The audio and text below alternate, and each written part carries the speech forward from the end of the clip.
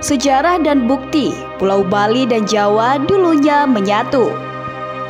Pulau Bali dan Jawa dulunya menyatu. Kebanyakan orang menduga bahwa Pulau Bali dengan Pulau Jawa asal mulanya merupakan satu daratan. Akan tetapi hingga saat ini, para ahli tidak dapat menentukan kapan terpisahnya kedua pulau itu. Menurut uraian sebuah kitab bernama Usana Bali, bahwa putusnya Pulau Jawa dengan Pulau Bali merupakan kesaktian dari seorang pendeta bernama Empu Sidimantra. Pendeta itu bertempat tinggal di Jawa Timur, bersahabat karib dengan seekor ular besar yang bernama Naga Basuki. Naga itu tinggal di desa Besakih yang terletak di kaki Gunung Agung. Karena persahabatan itu, Empu Sidimantra tiap bulan Purnama Raya selalu datang ke Besakih menghampiri Naga Basuki dengan membawa madu, susu, dan mentega. Empu Sidimantra mempunyai seorang anak laki-laki bernama Ida Manik Angkeran. Anaknya itu gemar berjudi. Pada suatu ketika menjelang bulan Purnama Raya, Empu Sidimantra kebetulan sakit, tidak sanggup menghampiri sahabatnya pergi ke Bali. Kesempatan itu dipergunakan oleh Ida Manik Angkeran untuk memuaskan nafsunya mencari modal untuk berjudi. Tanpa izin orang tuanya, ia lalu pergi ke Bali menemui Naga Basuki, sahabat ayahnya itu. Saat bertemu Naga Basuki, Ida Manik Angkeran lalu menerangkan bahwa ayahnya sedang sakit. Oleh karenanya, ia sendiri yang datang membawa madu, susu, dan mentega yang biasa dihidangkan oleh ayahnya tiap bulan. Saat Naga Basuki kembali masuk ke goanya, Ida Manik Angkeran kagum melihat sebuah batu permata besar yang melekat pada ujung ekor Naga Basuki. Terpikir olehnya bahwa batu permata itu cukup untuk dipakainya berjudi seumur hidup. Sejenak berpikir demikian, ekor Naga Basuki itu lalu dipenggalnya dan batu permata itu dibawanya lari. Akan tetapi, baru ia sampai di hutan Cemara Geseng, tiba-tiba ia mati hangus terbakar karena bekas jejak kakinya dapat dijilat oleh Naga Basuki yang sedang marah. Empu Sidimantra sangat cemas memikirkan nasib anaknya yang sudah lama tidak pulang-pulang. Ia lalu pergi menemui sahabatnya, seraya menanyakan keadaan anaknya yang sudah lama tidak pernah pulang. Naga Basuki lalu menerangkan kepada sahabatnya bahwa Ida Manik Angkeran sudah mati lantaran keberaniannya memenggal ekornya yang berisi batu permata.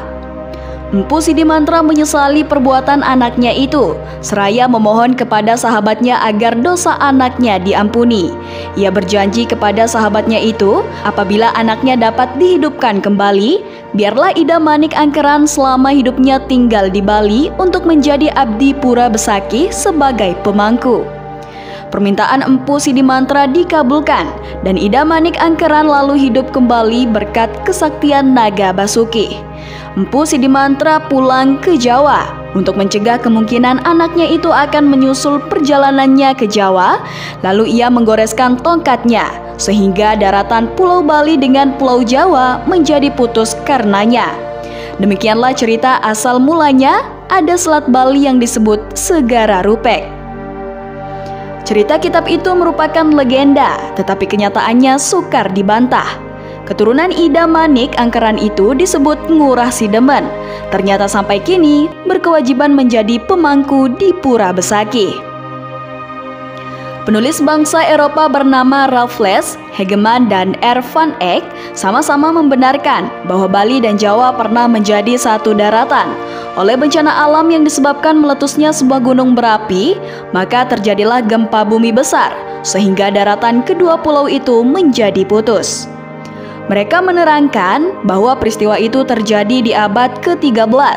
Akan tetapi sayang, keterangan mereka itu kurang jelas.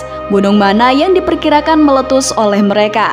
Seorang penulis lain bernama Leadbeater menerangkan di dalam sebuah kitab karangannya bernama The Otsul History of Java bahwa putusnya Pulau Jawa dengan Pulau Sumatera terjadi dalam tahun Masehi 915 saat meletusnya Gunung Krakatau. Dapatlah keterangan penulis itu dipakai sandaran untuk menyatakan bahwa putusnya Pulau Bali dengan Pulau Jawa terjadi pada waktu itu.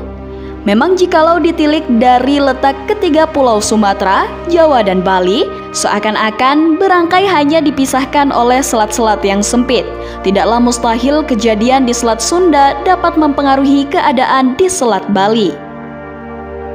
Sementara naskah-naskah tersebut tidak memberi ketegasan waktu kapan kiranya pisahnya Pulau Jawa dengan Pulau Bali terjadi, maka pendapat umum lebih condong mempercayai teori ilmu bumi.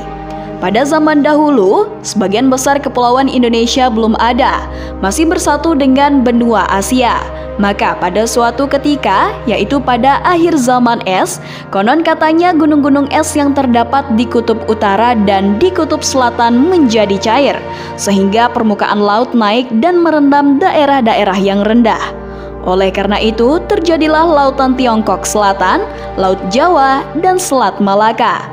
Kemungkinan ketika itulah terjadinya Selat Bali, lantaran dataran di sana rendah, turut terendam air laut yang sedang pasang. Jika memang demikian halnya, sudah tentu putusnya Pulau Bali dengan Pulau Jawa itu terjadi beberapa ratus abad sebelum Masehi.